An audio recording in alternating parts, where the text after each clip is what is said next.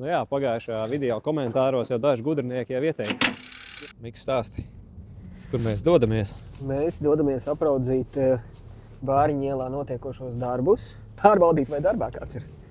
Blažs ir. Stalažas ir, točiņi arī ir, darbinieki nav. Vai skatītāji, cik nosprieda, cik te dzīvokļus beigās taisīs?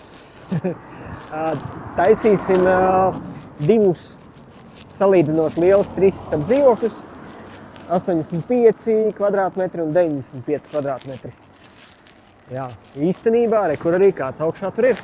Jā, pagājušajā video komentāros jau daži gudrinieki jau ieteica iesākt ar jumtu maiņu un tā tālāk. Ko tad jau jāklausa, vai ne?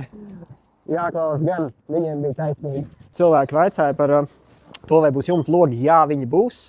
Aptuveni 8, katrā guļamistabā pa 2, viesistabās pa 3, un būs arī mazās šaujamlūkas un lielie logi, kas ir fasādes logi. Tie tiks saglabāti. Ja tev interesē projekta attīstība, seko mums līdzi sociālos tīklos.